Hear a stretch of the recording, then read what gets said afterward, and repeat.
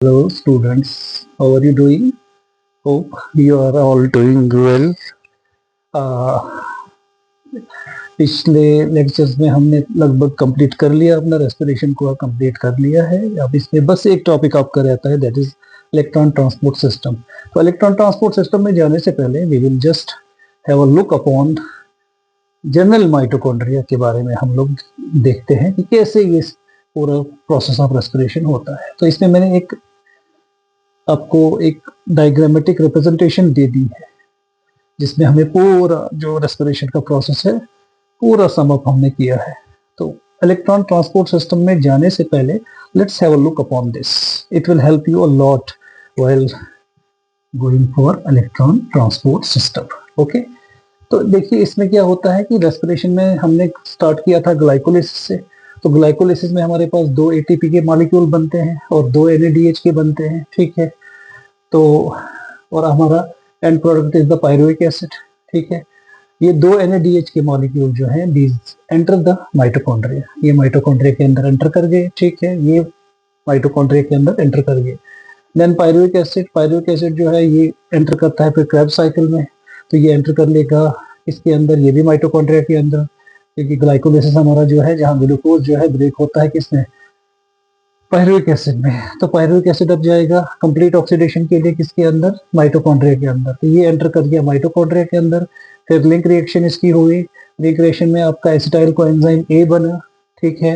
Acetyl coenzyme A फिर enter कर गया किसमें, क्रेब्स साइकिल में या सिट्रिक एसिड साइकिल में, ठीक है। लिंक रिएक्शन में हमारे पास 2 निकले NADH के मॉलिक्यूल्स, ये हमने ऑलरेडी पढ़ा है पिछले लेक्चर में, ये मैंने बता दिया आपको कि लिंक रिएक्शन में हमारे पास 2 NADH के मॉलिक्यूल्स रिलीज होते हैं, ठीक है। उसके बाद एसिटाइल कोएंजाइम ए जाएगा क्रेब्स साइकिल में। क्रेब्स साइकिल में हमारे निकलते हैं 3 NADH के, ठीक है। क्रेब्स साइकिल में हमारे 3 NADH के मॉलिक्यूल निकलते हैं। तो ये सारे अब जितना भी NADH है, तो ये NADH जो है ये अब इसकी ऑक्सीडेशन होती है और जो प्रोटॉन्स हैं those are sent to electron. ये जो है आपके NADH के मॉलिक्यूल जो हैं, तो इनकी ऑक्सीडेशन जब होगी तो ऑक्सीडेशन में फिर जो इलेक्ट्रॉन्स रिलीज होंगे वो electrons are sent to electron transport chain, electron transport system में भेजे जाते हैं। अब ये इलेक्ट्रॉन, इसमें इलेक्ट्रॉन कैरियर्स होते हैं। अब इलेक्ट्रॉन ट्रांसपोर्ट सिस्टम क्या है, इलेक्ट्रॉन ट्रांसपोर्ट सिस्टम में क्या होते हैं, आपके इलेक्ट्रॉन कैरियर्स होते हैं। These are the electron carriers, ये हमारे जो ग्रीन से मैंने बनाए हैं, these are the electron transport carriers. तो different type of electron transport carriers हैं जो कहाँ प्रेजेंट होते हैं, इनर माइटोकॉन्ड्रियल मेम्ब्रेन पे प्रेजेंट होते हैं। These are present on the inner mitochondria, ये हमारी आउटर माइटोकॉन्ड्रियल मेम्ब्रेन है, this is the inner mitochondrial membrane and this is the lumen, और you can say the space between the 2 membranes, ठीक है। तो ये अंदर वाली मेम्ब्रेन पे ये कैरियर्स, इलेक्ट्रॉन कैरियर्स होते हैं जो इलेक्ट्रॉन को कैरी करते हैं।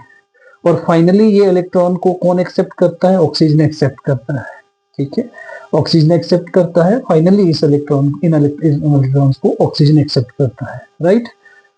और जो ये प्रोटॉन्स होते हैं, प्रोटॉन्स अल्टीमेटली आपका यहाँ प्रोटॉन ग्रेडियंट एक जनरेट होता है। ये जो आपकी स्पेस है, इस स्पेस में आपका प्रोटॉन ग्रेडियंट जनरेट होता है। तो ये प्रोटॉन ग्रेडियंट जब जनरेट होता है, ठीक है, तो ये कंसंट्रेशन स्पेस में ज्यादा हो जाती है और आपके अंदर मैट्रिक्स में कम हो जाती है। तो ये ग्रेडियंट, तो ये प्रोटॉन्स का फिर हाई ग्रेडियंट से high proton gradient to low proton gradient. तो यहाँ आपका ATP, this is the ATP synthase होता है, this enzyme is the ATP synthase. ये हमने पीछे भी फोटोसिंथेसिस में भी पढ़ा है, दिस इज ATP सिंथेस। तो ये जो आपका है, ये जो एंजाइम है, this is ATP synthase, this is ATP synthase. चलो इसको मैं रब कर देता हूं। तो ये आपका एंजाइम ATP सिंथेस है, या सिंथेटेज भी इसको कहते हैं, सिंथेस भी कहते हैं। This is ATP synthase. तो इसके पार्ट्स होते हैं, इस ATP सिंथेस के पार्ट्स होते हैं। इसका F0, this portion is F0 जो ट्रांसमेम्ब्रेन या इंटरमेम्ब्रेन जो है चैनल का काम करता है, जो एक चैनल का काम करता है, और दूसरा इसका अंदर की तरफ प्रोट्रूडेड पोर्शन होता है, that is called as F1 part, ठीक है। तो ये जो ग्रेडियंट जनरेट होता है, जब ये ग्रेडियंट टूटता है तो इतनी एनर्जी निकलती है, यहाँ रिलीज हो जाती है कि ADP और इनऑर्गेनिक फॉस्फेट कंबाइन करके आपका ATP बनता है, ठीक है। और ऑक्सीजन जो आपका है यहाँ पे, ऑक्सीजन को अगर हम देखें तो ये प्रोटॉन इसी के साथ कंबाइन करता है, तो फाइनल एक्सेप्टर ऑक्सीजन का जो है that is the proton, hydrogen. तो ये हाइड्रोजन इसके साथ कंबाइन करके आपका अल्टीमेटली वाटर बनता है। अब देखिए ये जो आपके हैं NADH है, NADH है, ये Na3 टाइम्स NADH है, यानी ग्लाइकोलिसिस का भी, लिंक रिएक्शन का भी, क्रेब्स साइकिल का भी, ठीक है। तो ये वापस कन्वर्ट होता है NAD पॉजिटिव में। अब NAD पॉजिटिव में इसका कन्वर्ट होना बहुत जरूरी है। रीजन ये कि इनको वापस सेंड करना है। अगर साइकिल को कंटिन्यूसली चलाते रहना है then this NAD positive is send to Krebs cycle भी चला जाता है, ये this is send to Krebs cycle में भी जाएगा ये, ठीक है। और यही जाएगा लिंक रिएक्शन में भी, यही जाएगा फिर साइटोप्लाज्म में भी, ताकि हमारा जो रिएक्शन है वो कंटिन्यूसली, साइकिल जो है कंटिन्यूसली चलता रहे। तो this was all about your, एक जनरल सा था ये इसका ओवरऑल रेस्पिरेशन का जो प्रोसेस है। तो एक जनरल एक ओवरव्यू आप कह सकते हैं अबाउट रेस्पिरेशन, ठीक है। तो नेक्स्ट जो हमारा रहेगा that will be the electron transport system. Okay, thank you. ठीक है, चलते हैं आगे। अब हम आपका अब इलेक्ट्रॉन ट्रांसपोर्ट को हम डिस्कस कर लेते हैं। तो इलेक्ट्रॉन ट्रांसपोर्ट सिस्टम, तो इसमें मैंने आपको ऑलरेडी एक जनरल सी पिक्चर दे दी थी माइटोकॉन्ड्रिया की, कि ओवरऑल रेस्पिरेशन का प्रोसेस जो है वो कैसे होता है, तो वो हमने डायग्राम में डिस्कस कर लिया था। अब हम एग्जैक्टली देखते हैं इलेक्ट्रॉन ट्रांसपोर्ट सिस्टम क्या होता है और ये कहाँ होता है इलेक्ट्रॉन ट्रांसपोर्ट सिस्टम।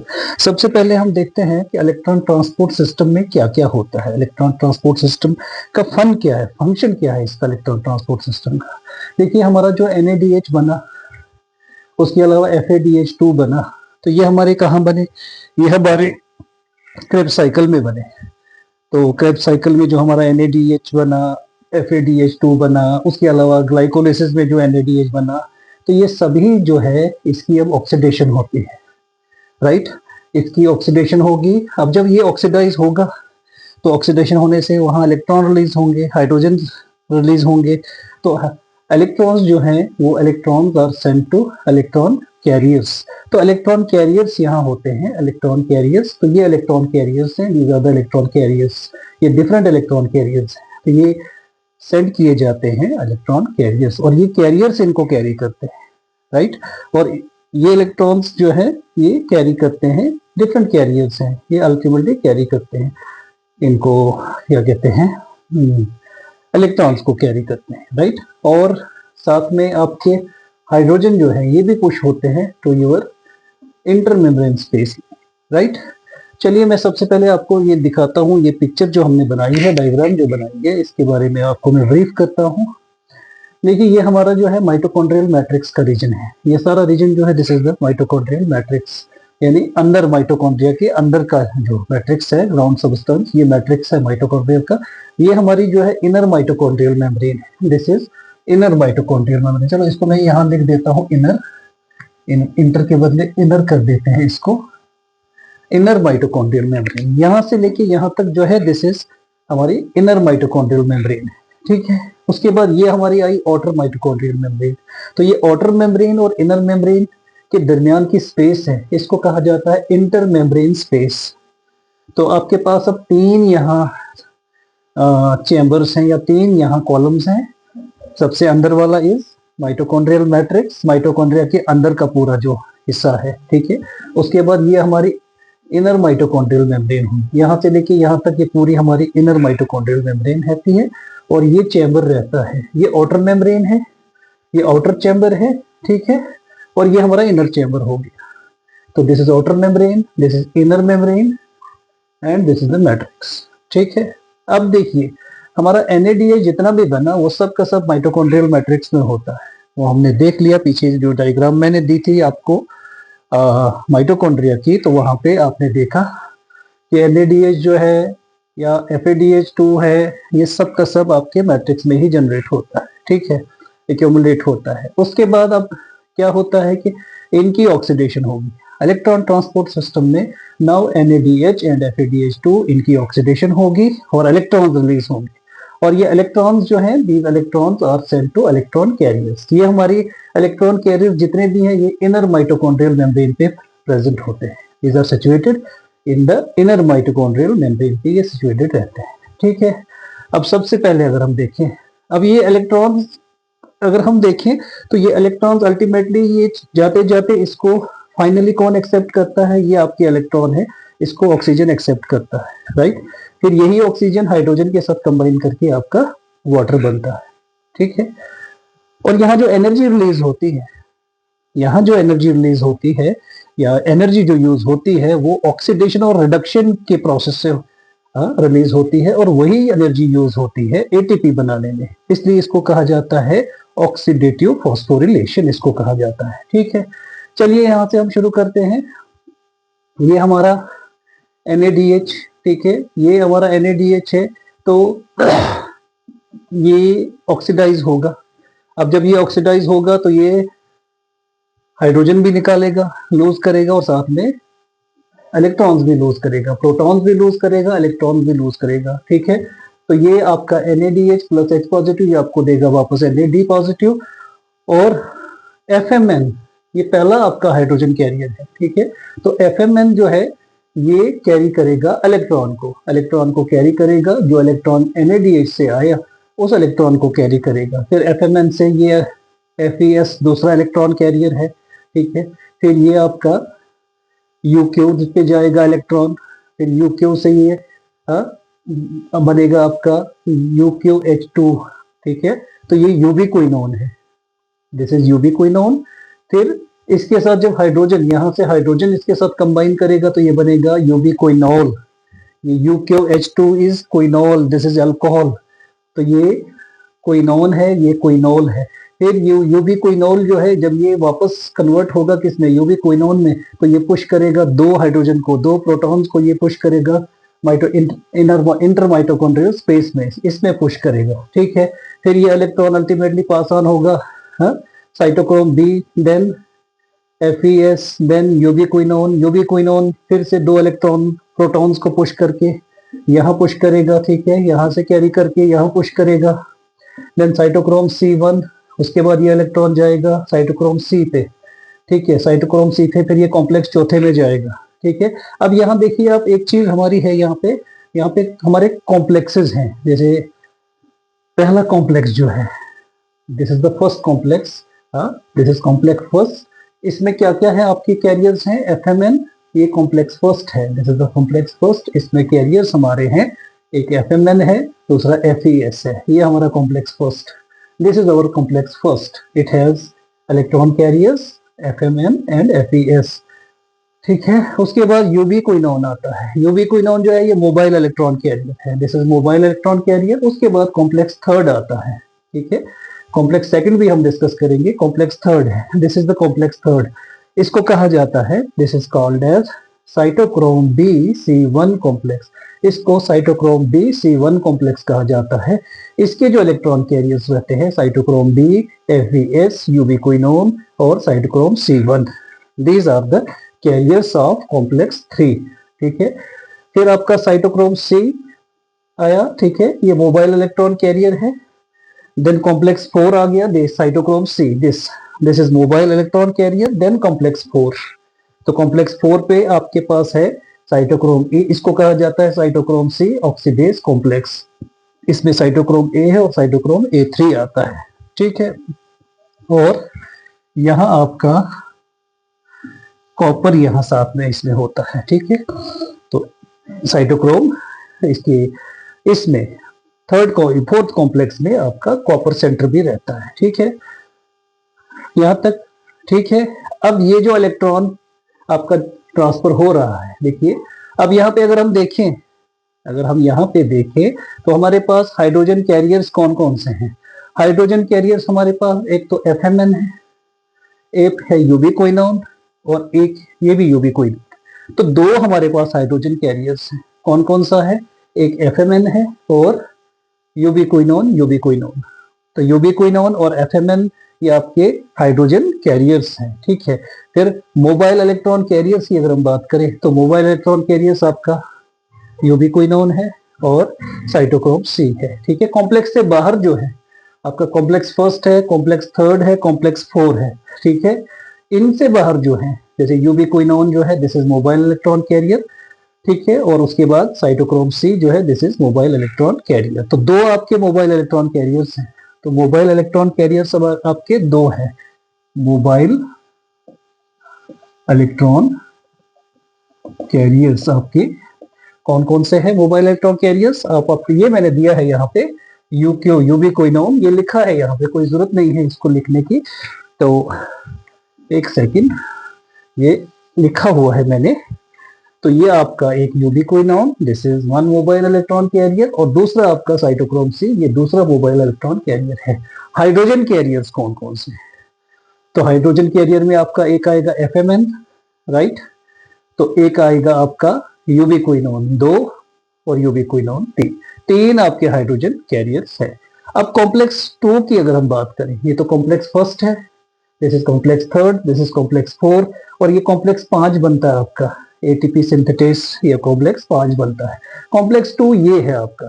ठीक है, तो यहाँ FADH2 कॉम्प्लेक्स 2 जो है ये FADH2 को क्या करता है, ये यहाँ पे इससे रिसीव करता है प्रोटॉन्स और इलेक्ट्रॉन्स और कन्वर्ट होता है FAD पॉजिटिव में। ठीक है, तो this is the complex second, FADH2 complex second है ये। ठीक है, ये यहाँ पे इसको लगा देते हैं कॉम्प्लेक्स 2 को हम। ठीक है, तो इस तरीके से अब ये इलेक्ट्रॉन देखिए, अब ये इलेक्ट्रॉन मूव करते करते पहले FMN में गया, फिर FES पे, फिर आया ubiquinone, then ubiquinone, then cytochrome B, then FES, then ubiquinone, then cytochrome C1, उसके बाद पहुंचा ये साइटोक्रोम C पे, देन साइटोक्रोम A पे, उसके बाद साइटोक्रोम A3 पे। अब यहां से साइटोक्रोम A3 से इसको, ये लास्ट कैरियर है, इसको रिसीव करता है। कौन रिसीव करता है, ऑक्सीजन इसको रिसीव करता है। तो इसको, तो final acceptor of electron is the oxygen, तो ऑक्सीजन इसको रिसीव करता है, जो फिर किसके साथ कंबाइन करता है, हाइड्रोजन के साथ कंबाइन करके वाटर बनाता है। ठीक है, अब देखिए ये जो आपकी स्पेस है इंटर माइटोकॉन्ड्रियल स्पेस है, ये जो स्पेस आपकी है, तो यहाँ प्रोटॉन की कंसंट्रेशन ज्यादा हो जाती है, यहाँ आपके प्रोटॉन की कंसंट्रेशन ज्यादा हो जाती है। तो एक प्रोटॉन ग्रेडियंट एक बनता है, इलेक्ट्रोकेमिकल ग्रेडियंट हम कह सकते हैं, प्रोटॉन ग्रेडियंट जो है वो क्रिएट हो जाता है। तो जहां कंसंट्रेशन आपकी यहाँ ज्यादा और यहाँ कम, यहाँ ज्यादा, देखिए ये मैंने दिया है this is the proton gradient. ठीक है, दिस इज प्रोटॉन ग्रेडियंट, और यहाँ कम हो जाती है। ठीक है, तो यहां से फिर क्या होता है, यहाँ आपका कॉम्प्लेक्स 5 जो है, यह आपका होता है ATP सिंथेटेस होता है। कॉम्प्लेक्स 5 पे आपका ATP सिंथेटेस होता है, और ATP सिंथेटेस तो पता है आपको, ऑलरेडी हमने पढ़ा है, इसके दो पार्ट्स रहते हैं। एक हिस्सा इसका जो है that is called as F0, एक हिस्से को हम F0 कहते हैं।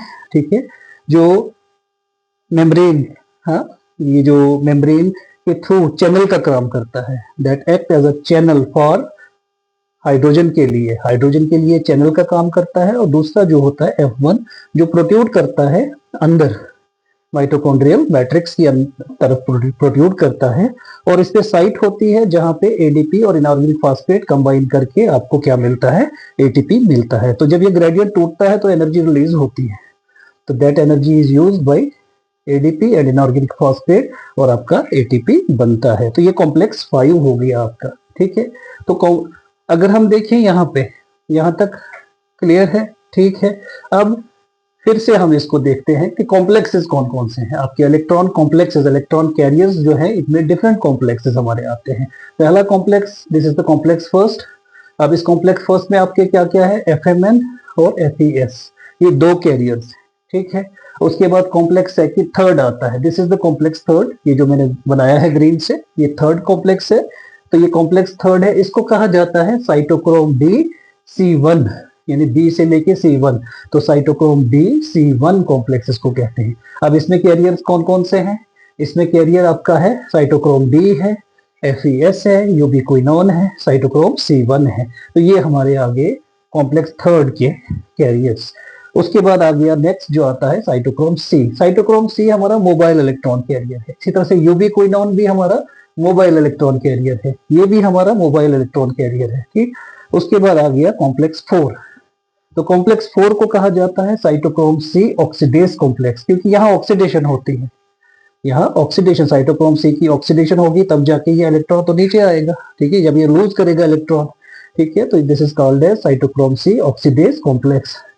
और इसमें क्या क्या होता है आपका, साइटोक्रोम ए और साइटोक्रोम A3, यहां से ये इलेक्ट्रॉन, और इसका कॉपर सेंटर होता है, कॉपर जो है that act as a cofactor, ठीक है, तो ये साइटोक्रोम A3 से ये इलेक्ट्रॉन फिर जाएगा मैट्रिक्स में, और ये इलेक्ट्रॉन को फिर ऑक्सीजन रिसीव करेगा, ऑक्सीजन रिसीव करेगा इसका, जो फाइनल एक्सेप्टर कौन हुआ वो इलेक्ट्रॉन का, दैट इज द ऑक्सीजन, ठीक है, फिर यही ऑक्सीजन कंबाइन करता है हाइड्रोजन के साथ, और एनर्जी जो निकलती है वो निकलती है कहां से, एनर्जी जो है ऑक्सीडेशन रिडक्शन से जो एनर्जी रिलीज होती है वही यूज होती है एटीपी बनाने में, वही एनर्जी एडीपी और इनऑर्गेनिक फॉस्फेट यूज करके एटीपी बनता है।